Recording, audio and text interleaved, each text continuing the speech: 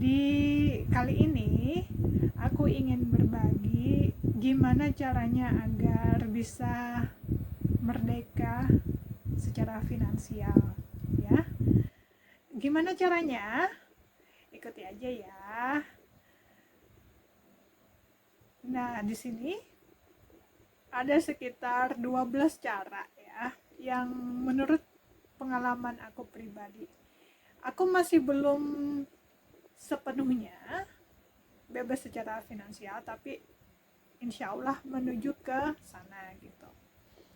Jadi yang bisa aku share kali ini adalah yang pernah aku alami aja ya. Terus kita mulai aja dari yang pertama. Sebaiknya kita menghindari berbagai macam utang ya. Itu yang pertama kali. Karena apa? Kalau punya utang kita kan mesti punya kewajiban untuk mengembalikan, untuk membayarnya ya. Nah, sementara kan misalnya nih utang kita itu untuk membayar keinginan kita. Jadi misalnya kita ingin beli sesuatu tapi kita nggak punya uangnya gitu. Nah, kita berutang gitu.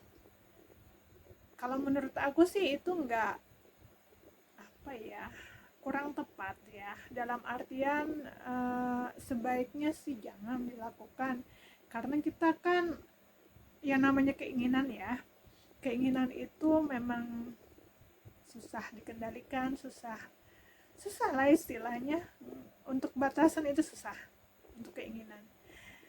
Jadi sebaiknya jangan pernah berutang sih kalau saran aku, kecuali nih ya, kecuali untuk beli sesuatu yang bertumbuh, itu pengecualian.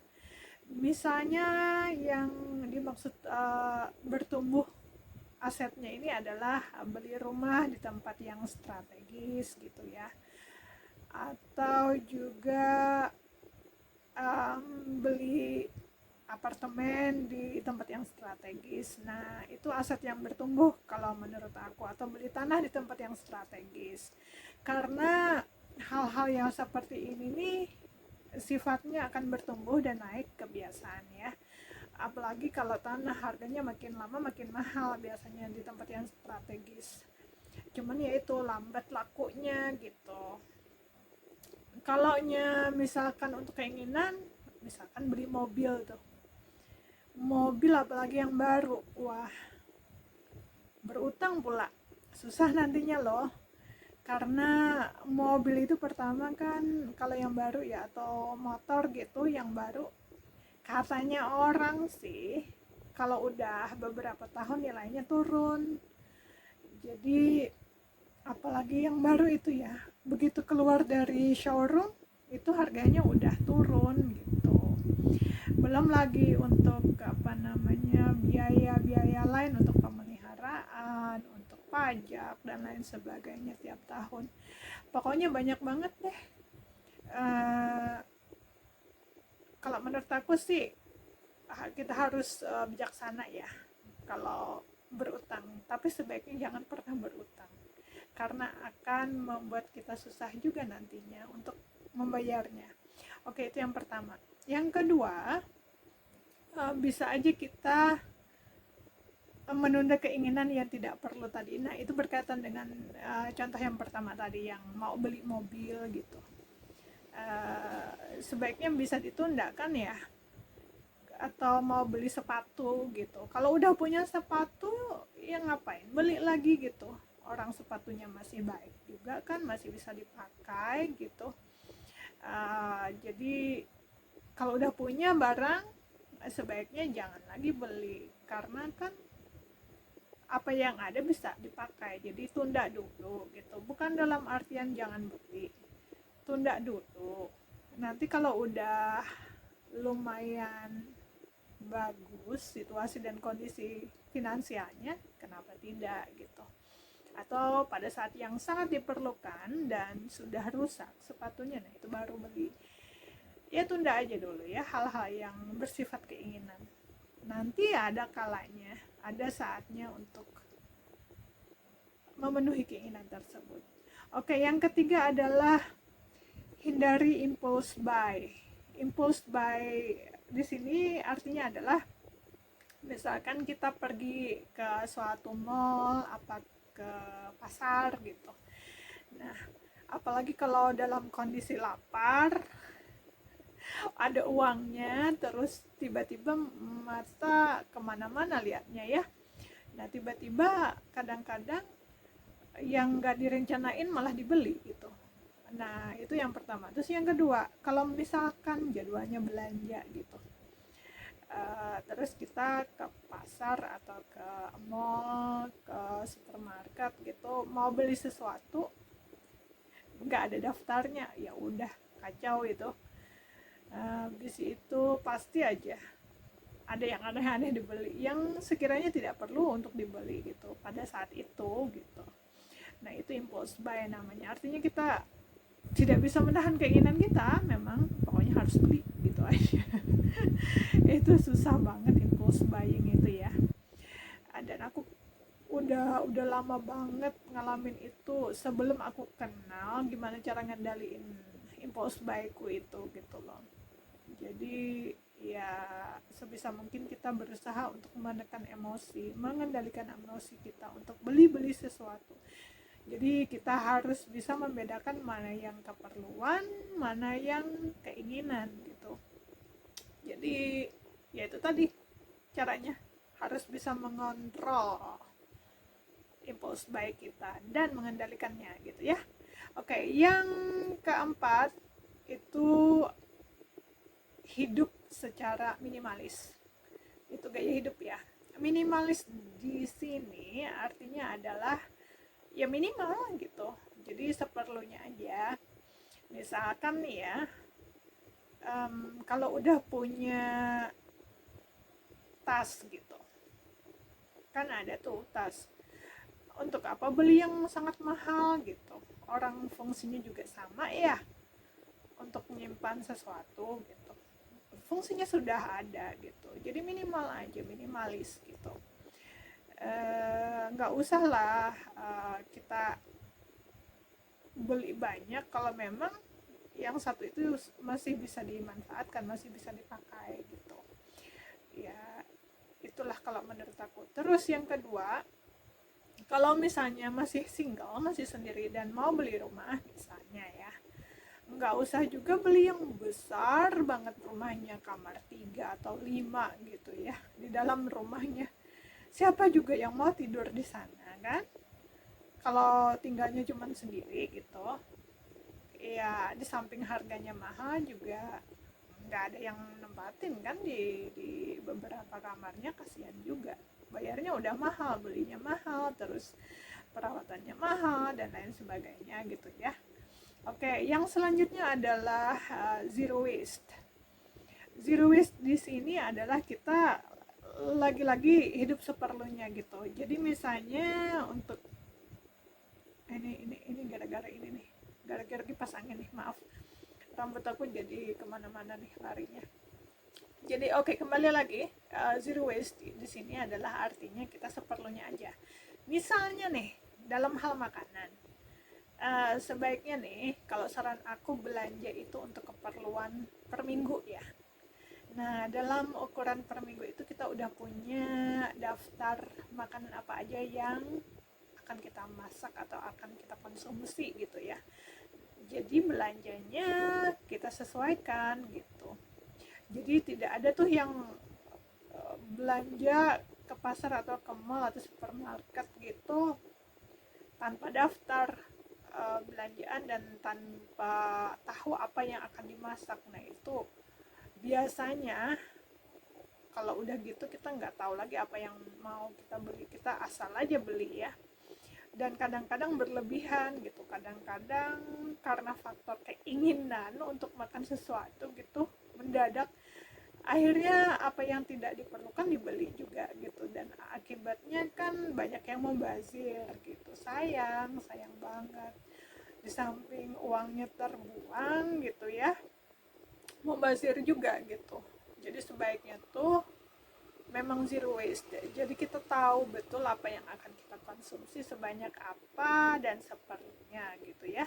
Oke, yang selanjutnya adalah selalu punya daftar belanjaan tadi. Nah, aku udah kasih tahu yang di poin sebelumnya. Kalau mau belanja itu harus punya daftar belanjaan dan jangan lapar kondisinya saat belanja. Itu untuk menghindari sesuatu yang kita beli di luar rencana gitu loh. Jadi semuanya harus dalam frame apa yang kita rencanakan. Jadi jangan belanja di luar itu, di luar catatan yang kita perlukan. Oke, yang selanjutnya sebaiknya jangan beli mobil atau beli motor atau sepeda motor, kami di sini menyebutnya yang baru ya. Karena menurut informasi tadi yang aku dengar-dengar, begitu keluar dari showroom itu harganya udah murah gitu loh, udah turun. Dan pengalaman pribadi ini 2 kali nih. Um, Ayahku kan almarhum beliin aku motor ya 2 kali. Yang pertama yang jelas, yang pertama itu ayahku belikan tahun 2008 kalau nggak salah. Bukan, 2009, 2008 bener, menjelang akhir-akhir. Abis itu dijual 5 tahun kemudian kan. Nah itu ayahku beli itu mahal banget itu, motor Mio kalau nggak salah. Berapa ya, di atas 15 juta kalau nggak salah. Waktu itu baru branding new saat itu. Karena ayahku selalu istilahnya sayangin anak-anaknya gitu ya, jadi selalu memberikan yang terbaik untuk anaknya gitu. Aku menghargai banget. Tapi ya itu tadi, harga kita fokusnya ke barangnya ya, ke sepeda motor itu waktu beli mahal kan ya, di atas 15 juta gitu. Nah sesudah 5 tahun, tahu nggak berapa dijual, harganya berapa? Itu dijual karena aku waktu itu nggak pakai lagi karena aku sekolah lagi kan. Jadi motor aku dijual itu harganya 5.500.000 rupiah. 5.500.000 rupiah, sorry, 5.500.000 rupiah aja, turunnya banyak banget gitu. Pajaknya juga ya gitu, setiap tahun kan harus dibayar juga ya. Nah sekarang tuh aku punya motor baru lagi gitu, tapi sebelum ayahku meninggal dunia kan beliin aku motor baru lagi, katanya buat aku bekerja gitu.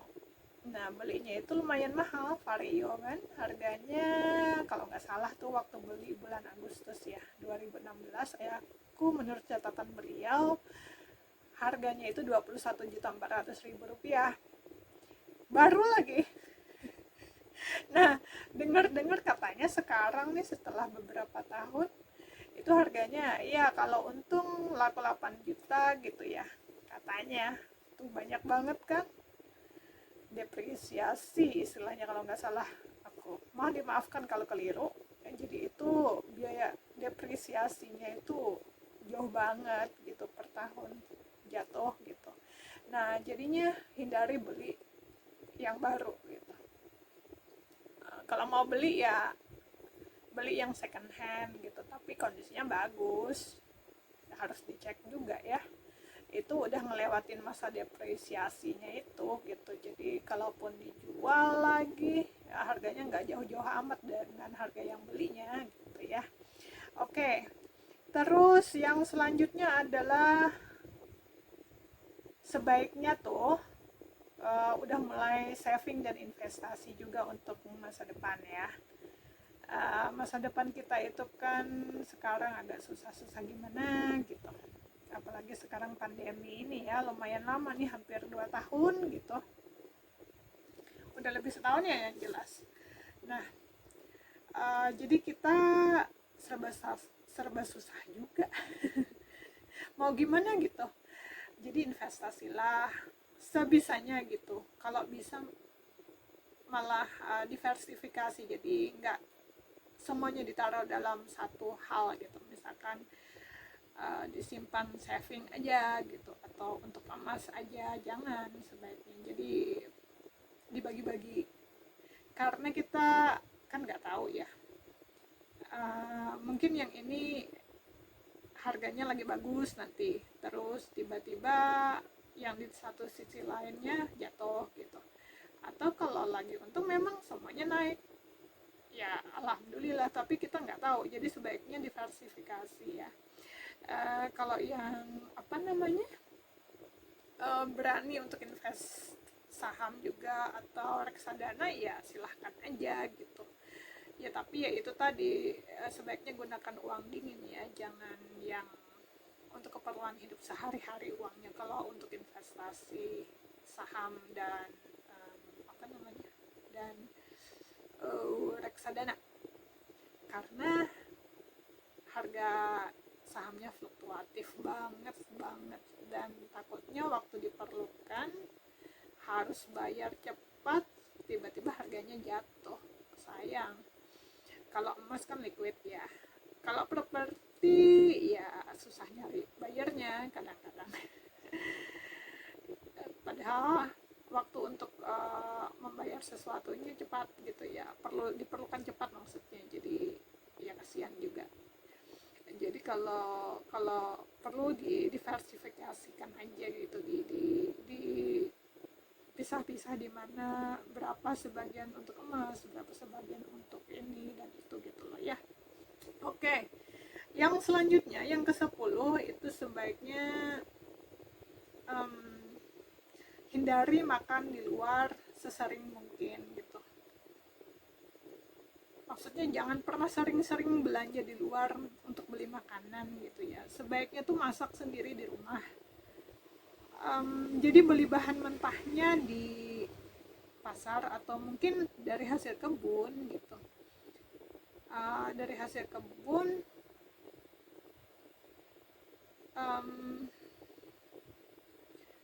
misalnya kita punya sedikit lahan, kalau nggak besar-besar ya lahan sempit lah, karena kita urban di daerah perkotaan dikit ya, nggak kota besar juga. Jadi ada sedikit lahan gitu, bisa dimanfaatkan untuk berkebun, jadi di dalam polybag gitu, kayak misalnya mamaku gitu masih bisa berkebun. Jadi tiap hari aku tuh panen cabai, panen terong yang kecil-kecil bulat gitu ya, warna putih itu. Habis itu panen ini juga, pucuk daun singkong juga kan, atau pucuk papaya gitu, pucuk daun papaya maksudnya, dan lain sebagainya. Iya, bisa di polybag gitu, nggak apa-apa. Bisa-bisanya kita aja. Nah terus udah gitu masak di rumah. Jadi kalau masak di rumah kan kita bisa menekan biaya ya. Di luar sekali makan bisa aja 15.000, 20.000, atau bahkan lebih kadang-kadang. Nah kalau aku tuh kalau masak, nah aku kadang tuh seminggu nggak ke pasar loh. Bayangin, minggu ini aja aku nggak ke pasar sama sekali. Jadi aku makan sayur yang ada di sekitar rumah aja gitu. Habis itu kalau untuk lauk pauknya aku nggak terlalu ini juga, apa yang ada aja. Ada ikan asin, aku makan ikan asin. Ada telur sisa yang kemarin-kemarin ya aku makan gitu.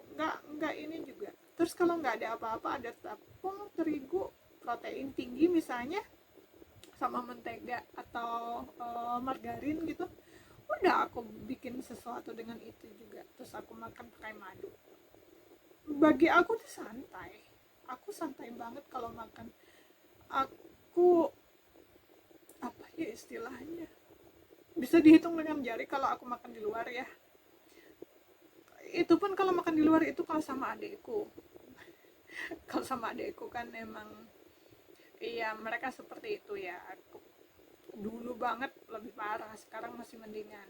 Cuman ya itu tadi, kalau ikut adekku jalan gitu, nah itu nggak bisa dihindari. Tapi kalau aku pribadi, aku nggak pernah makan di luar. Jujur aku nggak pernah makan di luar. Beli makan di luar pun bisa bisa dibilang enggak lah ya. Aku lebih suka beli bahan mentahnya aja bawa ke rumah, kalaupun aku beli di luar. Jadi ya misalkan beras kan ya pasti beli lah ya. Habis itu kalau misalkan ikan ya pasti belilah. Tapi jarang-jarang juga sih kalau aku, itu mamaku biasanya yang setiap hari harus ada ikan gitu. Kalau aku sih makannya nggak harus nasi juga, jadi nggak terlalu ribet lah. Kalau aku apa yang ada aja aku makan gitu. Dan udah seminggu loh aku nggak ke pasar, bayangin. Jadi nge-spend banget gitu loh. Habis itu ya itu, sebisa mungkin masak di rumah, jadi kita tahu apa yang kita makan, apa yang kita konsumsi, cara mengolahnya dan lain sebagainya, semuanya kita tahu dan kita bisa menikmati hasil kerja kita gitu ya. Oke, yang selanjutnya itu adalah sebaiknya sih kita punya pasangan yang ngerti tentang keuangan ya, yang bisa diajak untuk gimana caranya agar bisa bebas secara finansial, merdeka secara finansial di masa tua gitu ya. Nah, itu memang agak susah sih punya pasangan seperti itu, tapi memang ada, pasti ada. Kalau bisa sih sebelum menikah juga kita harus bicara tentang gimana caranya mengelola keuangan kan. Aku sama suamiku dulu itu nggak tahu namanya saving gitu ya, susah banget. Jadi dia punya pendapatan dulu ya waktu masih belum menikah sama aku. Ini contoh nyata nih, suamiku tuh dapat uang bulanan ya, income gitu ya, dan dia nggak bisa saving. Jadi seberapa pun dia dapat, segitu dia habis uangnya. Kalau sama aku kebalikannya. Jadi makanya dia, sejak aku pacaran gitu, dia sudah kasih uang ke aku, dalam artian aku yang nyimpan dan ngelola gitu loh. Dan pernah tuh waktu, karena aku di sana kan ketemu suamiku, jadi pacarannya juga di sana. Pernah tuh aku ngatur uangnya untuk belanja cuman 5 pound sterling, cuman untuk 1 minggu. Itu maksimal udah. Jadi 5 pound sterling itu kalau dirupiahkan kurang, sekitar kurang lebih 100.000 rupiah ya untuk 1 minggu gitu. Karena biaya hidup tinggi kan di sana. Tapi aku bisa menghemat juga. Jadi dia kasih ke aku uang, jadi semuanya aku yang pegang. Otomatis dia kan nggak pegang uang kecuali untuk transportasi aja seperlunya gitu. Nah, bisa saving banyak banget savingnya. Jadi dibilang kejam dalam artian keuangan sih enggak juga, cuman aku mau ngasih tahu bisa berhemat gitu loh sama suami aku gitu, walaupun kita waktu itu masih pacaran. Jadi waktu itu, ini cerita beneran ya, jadi di sana itu kan beras yang beras Amerika kalau nggak salah, yang nggak ada rasanya sama sekali, itu kalau beli di Morrison itu harganya 45 penny kalau nggak salah, yaitu di bawah, kalau misalkan anggap aja 1 pound sterling itu 20.000 ya, untuk mempermudah aja, walaupun fluktuatif ya, aku nggak tahu hari ini berapa valuasinya gitu. Anggap aja 20.000 untuk mempermudah menghitung aja sih sebenarnya.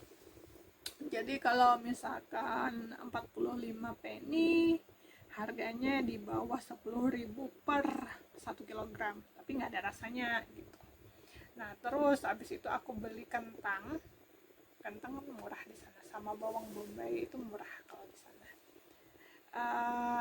Aku belinya juga nggak di supermarket, aku belinya di toko India atau Pakistan gitu kan. Di situ kentang itu per bungkusnya, yang aku ingat itu 2,5 kilogram itu untuk per bungkusnya ya, jadi 50 penny satu bungkusnya. Bayangkan kentang segitu, terus bawangnya juga murah banget. Jadi apa ya, pintar-pintar kitanya aja gitu. Jadi aku kasih tahu sama suami aku, bikin kayak gini. Suami aku itu kan sukanya makanan berkuah ya, jadi aku kasih tahu, kasih kentang, kasih bawang dan lain sebagainya gitu ya, bumbu-bumbunya ada kunyit dan lain-lain. Enak kok. Ayam juga kalau beli di yang halal tuh, tergantung sih, kalau ada kulitnya lebih murah biasanya. Itu per 1 kilogramnya aku ingat sekitar 2 pound sterling ya. Eh, kalau suamiku kan nggak suka ada kulitnya ya, pasti dibuang sama dia. Nah, itu ya bisa ditaruh di dalam masakan itu, dimasak bersama dengan kentang dan bawang itu, terus dimodifikasi gitu. Kadang-kadang di saute atau oseng juga enak gitu. Pokoknya gitu-gitulah. Dia bisa berhemat loh. Banget, banget, banget kalau menurut aku. Nah, ya itu tadi. Akhirnya kan suami aku tahu kalau aku kan bisa berhemat banget gitu. Nah, seneng aja dia bilang gini, beruntung juga aku dapat yang bisa berhemat katanya. Lucu banget dia tuh kadang-kadang. Kalau orang lain malah banyak yang ngabisin uang katanya, seperti itu. Terus teman-temannya juga tahu, kalau orang-orang sana katanya mereka taunya manjain diri dan ngabisin uang, tapi aku kebalikannya gitu. Aku sih santai aja karena aku udah terbiasa untuk berhemat ya, dan terbiasa untuk nyimpan uang juga untuk iya, pokoknya aku proyeksinya ke depan gitu. Jadi aku ingin bebas secara finansial. Dari segala poin yang aku kasih tahu, sebetulnya udah aku laksanakan sih, udah aku laksanakan semuanya gitu. Jadi apa namanya, apa yang aku share di sini sebenarnya memang aku laksanakan, aku jalankan juga gitu. Makanya aku bisa berbagi.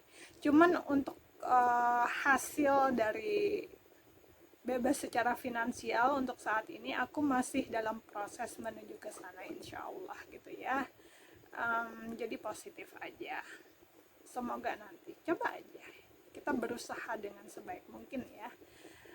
Semoga apa yang kita usahakan tercapai, dan niat kita juga usaha kita, dan berdoa jangan lupa ya, itu penting banget. Jadi bismillah aja, semoga nanti bebas secara finansial, jadi tidak perlu lagi susah mikirin untuk makan, untuk ini, untuk itu gitu. Nanti ada saatnya gitu. Jadi ya itu, pintar-pintarnya kita aja ya. Oke, semoga bermanfaat. Jangan lupa subscribe juga, dan like, share, komen seperti biasa ya. Jika ada yang ingin ditanyakan, silahkan tanya-tanya. Jika ada komentar juga silahkan. Kan dengan senang hati juga aku berbagi tentu saja. Dan jika kalian suka video-video seperti ini yang berkaitan dengan keuangan, mengatur budget dan lain sebagainya, atau hidup hemat, dan ya pokoknya sebagai ibu rumah tangga, gimana caranya kita untuk survive dan punya masa depan yang lebih cerah secara finansial, bebas secara finansial, silahkan kasih tahu aku ya di kolom komentar jika kalian suka, atau mungkin kalian punya saran lain, silahkan. Oke, sampai jumpa lagi, dan juga selamat berakhir pekan. Dadah.